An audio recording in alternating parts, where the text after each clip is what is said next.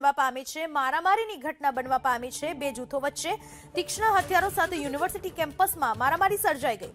Security ગાર્ડની હાજરીમાં જ university કેમ્પસમાં મારામારી થઈ। વહીવટી ભવનના કમ્પાઉન્ડમાં છુટ્ટા હાથની મારામારી થઈ। જ્યાં શિક્ષાનું ધામ કહેવાય છે એવી પાટણ યુનિવર્સિટી, જ્યાં વિદ્યાર્થીઓ એ રીતે સામે આવી ગયા, આમને સામને મારામારી થઈ જાણે કોઈ ગુંડા મવાલી ના હોય। તીક્ષ્ણ હથિયારો સાથે યુનિવર્સિટી કેમ્પસમાં મારામારી સર્જાઈ ગઈ। સિક્યુરિટી ગાર્ડની હાજરીમાં મારામારી થઈ અને સિક્યુરિટી ગાર્ડ કંઈ જ ના કરી શક્યો। દ્રશ્યમાં જોઈ શકાય છે, કારણ કે બે જૂથના લોકો જેટલા યુવાનો એટલા બધા હતા કે સિક્યુરિટી ગાર્ડ એક હતો એ કંઈ જ કરી શકે એમ નહોતો। પાટણ એચએનજી યુનિવર્સિટીના અંદર સિક્યુરિટી ગાર્ડ મૂક્યા હોવા છતાં પણ અહીંયા વિદ્યાર્થીઓ હથિયાર સાથે મોટો બબાલ કરતા અહીંયા પકડાય છે। આપણે હું દ્રશ્યો બતાવવા માંગીશ।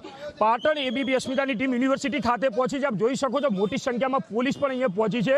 એટલે કે પાટણ યુનિવર્સિટી વારંવાર વિવાદોના અંદર ઘેરાયેલી યુનિવર્સિટી છે। એટલે હાલ તો કહી શકાય કે જે રીતના પાટણ યુનિવર્સિટીના અંદર બે વિદ્યાર્થીઓ દ્વારા ઝઘડો થયો હતો ને ઝઘડાનું સ્વરૂપ ક્યાંક મોટું થયું હતું। જ્યારે વહીવટી ભવનના અંદર જ વાત કરવામાં સિક્યુરિટી પોલીસની હાજરીમાં જે વિદ્યાર્થીઓ એક સામે લડવા માટે આવી ગયા હતા, ત્યારે વિદ્યાર્થીઓ પાસે તે તીક્ષ્ણ હથિયારો પણ પકડાયા છે। એટલે કહી શકાય કે પાટણ યુનિવર્સિટીના જે સિક્યુરિટી ગાર્ડ છે તેમજ વહીવટદારોની જે વહીવટદાર છે તે લોકોને તપાસ કરીને જ અંદર મોકલવા જોઈએ। પરંતુ હાલ કહી શકાય કે શરમજનક ઘટના કે વિદ્યાના ધામના અંદરથી વિદ્યાર્થીઓ પાસે તે તીક્ષ્ણ હથિયાર પકડાય છે। હાલ દેખી રહ્યો છો કે પાટણ એલસીબીની ટીમ પણ યુનિવર્સિટી ખાતે પહોંચી। એટલે કહી શકાય કે પાટણના અંદર જે લુખા તત્વો છે જે બેફામ બન્યા છે અને બેફામ બનીને પાટણ યુનિવર્સિટીના અંદર મોટો ઝઘડો કર્યો હતો અને ઝઘડા કર્યા બાદ હાલ કહી શકાય કે જે રીતના જે તીક્ષ્ણ હથિયાર દ્વારા હુમલો કરવામાં આવ્યો હતો, એ હુમલામાં એક જણ ઘાયલ થયો હતો। આપણી સાથે એબીવીપીના છે ભાઈ, શું સમગ્ર હકીકત બની? યુનિવર્સિટીની અંદર 12 સામાન્ય વિદ્યાર્થીને સામાજિક અદાવતના કારણે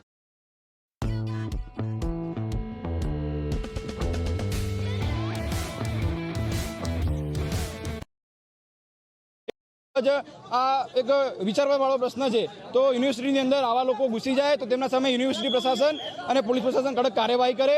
આવી રીતે સામાન્ય વિદ્યાર્થી પણ જો યુનિવર્સિટીમાં સુરક્ષિત ન હોય તો તે ખૂબ જ નિંદનીય બાબત છે। તો વિદ્યાર્થી પરિષદનો સખત વિરોધ કરે છે। આના માટે એબીવીપી યુનિવર્સિટીમાં રજૂઆત કરશે અને આગામી જે લડત વિદ્યાર્થી સાથે જોશે અમે લડત આપવા તૈયાર છીએ। એબીવીપીમાં આપનો શું હોદ્દો છે? નગરમંત્રી।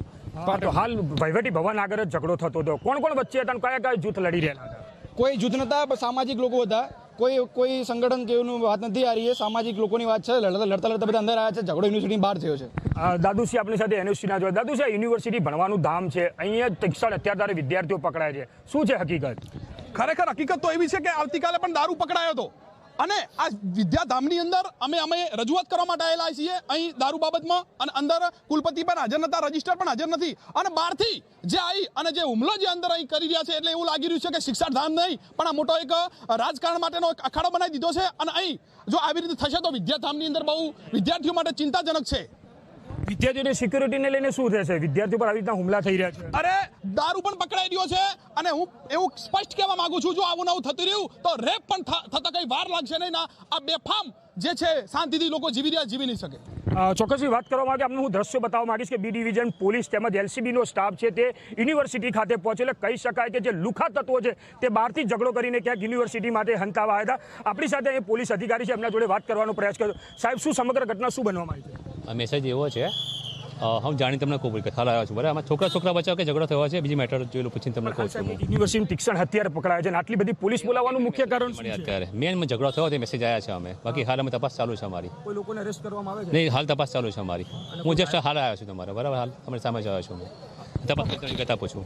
ચોક્કસથી જે આપણે હું દ્રશ્યો પણ બતાવવા માંગીશ કે એલસીબી પોલીસ તેમજ બી ડિવિઝન પોલીસ મોટી કાફલા સાથે અહીંયા યુનિવર્સિટીના ખાતે પહોંચી છે। એટલે કહી શકાય કે જે રીતના યુનિવર્સિટીના અંદર જે વિદ્યાર્થીઓ ભણવા આવતા હતા પરંતુ તીક્ષ્ણ હથિયારો લઈને આવ્યા હતા અને હથિયારો લઈને ક્યાંક ને ક્યાંક અહીંયા મોટો ઝઘડો સ્વરૂપ થયો હતો, અને તેના માટે હાલ તો પોલીસ ઘટના સ્થળે પહોંચી છે અને જે લોકો ઝઘડામાં છે તેની શોધખોળ હાલ તો પોલીસ કરી રહી છે।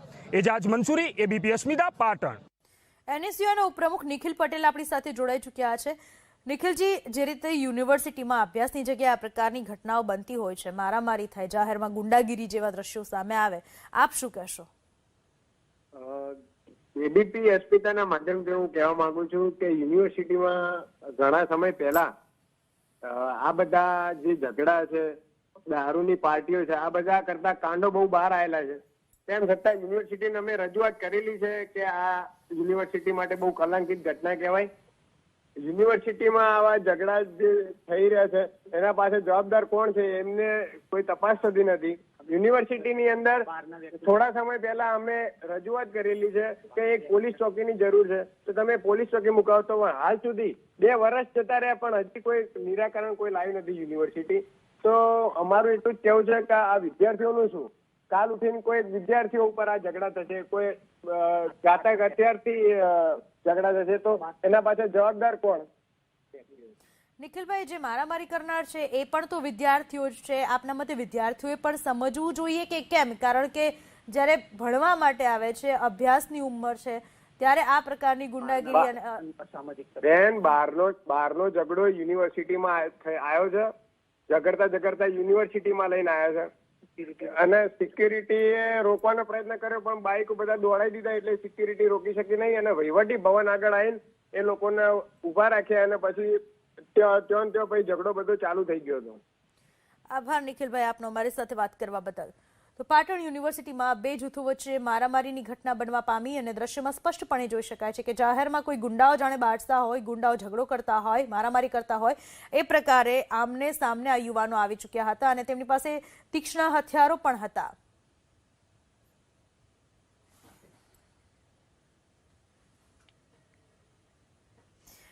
વકફ બોર્ડ માટે જેપીસી અને સરકાર વચ્ચેની બેઠક ઉગ્ર બની ગઈ. અસદુદ્દીન ઓવૈસી અને હર્ષ સંઘવી વચ્ચે